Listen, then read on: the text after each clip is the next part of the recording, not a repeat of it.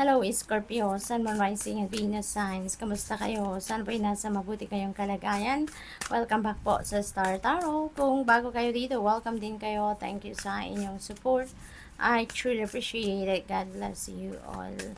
Scorpio, paunang mensahe po ninyo ay platypus. Stop complaining and focus your attention on the blessings in your life. Ayan. So, maybe yung iba sa inyo dito, hindi ninyo na-appreciate siguro kung ano yung meron na kayo. No? At kaya siguro ang naiisip ninyo kung ano yung napapag-focusan ninyo is kung ano yung wala kayo at kung ano yung kulang kayo, no? Kaya parang in a way, you are complaining, no? Kumbaga, kaya sabi dito, stop complaining at saka mag-focus na lang kayo doon sa kung ano yung blessings na natanggap ninyo, ipagpasalamat ninyo yan, project a gratitude attitude so that you could attract more of that, no, more of all good things sa universe, no. What else? We have mountain goat. There's something out of balance in your life, so do whatever you need to correct it. Okay, Scorpio? Merong imbalance, no? Merong imbalance sa buhay ninyo. Marami siguro kayong ginagawa, marami kayong pinagkakaabalahan, and naniniglect na ninyo siguro ang ibang parte ng buhay ninyo, no? Kasi maybe you are only focused on one or two things or one or two areas of life, no, dito sa buhay ninyo, Scorpio. So, kailangan na mag-re-evaluate kayo or mag-reassess kayo ng mga kaganapan, sa buhay ninyo. Alright? So, pag nilay-nilayan, pag-isip-isipan ninyo kung ano ang nararapat ninyong gawin. We have cardinal, the polarities of your spiritual pursuits and physical pleasures are out of balance. Ayan. So, maaaring ito na yun, yung out of balance na sinasabi, no? Yung about sa spiritual spiritual pursuit and physical pleasures.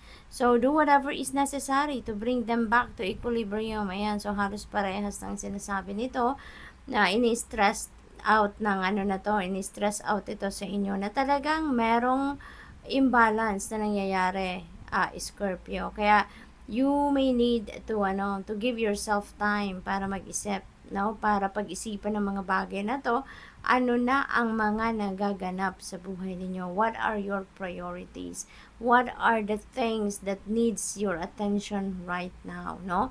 Para nang sa gayon, makita ninyo kung nasaan ang imbalance, para makita ninyo kung ano yung mga naniniglect ninyo, no? At kailangan ninyong bumawi, no, sa oras.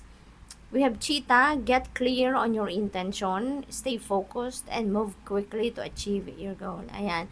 Mahirap, no? Mahirap natin ma-achieve kung ano man yung goals natin or kung ano man yung mga gusto nating ma-accomplish if we don't know exactly kung ano yung intentions natin, hindi ba? Kaya unang-una, kailangan nating siguraduhin ano nga ba ang intentions natin, ano nga ba ang gusto kong mangyari, ano nga ba yung gusto kong makita sa aking 3D reality, no? In a certain period of time, hindi ba? And then once you figure out, then take action, di ba?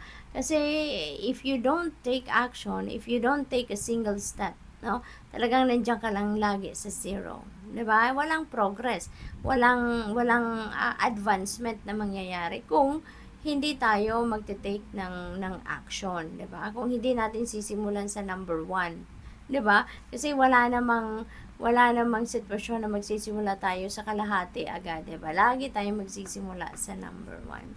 So, tingnan natin ano pa ang ganap. We have tortoise. You're too fragmented, so do whatever it takes to get grounded. Alam mo, Scorpio, siguro sobrang confused kayo sa ngayon, sobrang aligaga kayo, dahil tatlo na sila, no, sinasabi, na ano talaga kayo, kailangan ninyong i-ground din yung inyong sarili. Nagsasabi ng mga cards na to na may imbalance talaga. So, ibig sabihin dito, maraming bagay na ang naniniglect ninyo.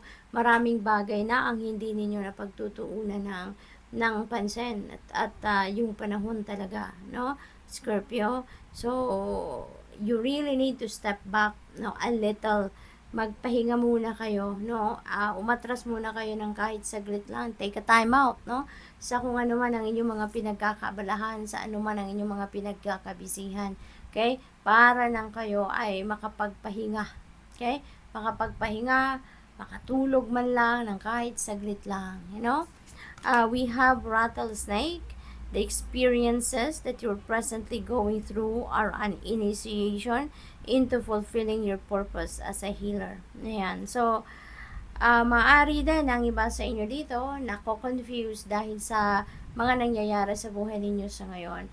Maaaring ang pinagkaka-confusion ninyo are the things na you're not expecting to happen, pero yun ang mga nangyayari. No, maaring may mga bagay dito na weird sa pakiramdam ninyo. May mga nangyayari sa buhay ninyo na siguro kine-question ninyo, bakit ako? Bakit sa akin ito nangyayari? Bakit ngayon? Diba? Yung parang hindi ninyo maintindihan talaga at maaring yan ang nakaka-stress sa'yo. Pero maaring yung mga experience na yan, you know, na pinagdadaanan ninyo, maaari nga na yan ay initiation ninyo, diba? Para sa inyong purpose, no, as a healer. Kasi maybe you are being called as a healer na. Maybe you are being called now to embrace your healing powers, no? At maaring isa yan sa pinoproblema ninyo, sa iniisip ninyo. Kasi siguro din, naiisip ninyo, kaya ko ba ito? 'Di ba? Ito ba talaga ay para sa akin? 'Di ba? So, maaring maraming gumugulo sa inyong isipan. Kaya nga, Scorpio, kailangan ninyo na magmuni-muni, magnilay-nilay, put yourself in solitude so that you can connect with your soul, you can connect with your intuition, no? At may intindihan ninyo eventually kung bakit mga nangyayari sa iyo sa ngayon. Okay? So, good luck. Thank you for watching Love and Light. Namaste.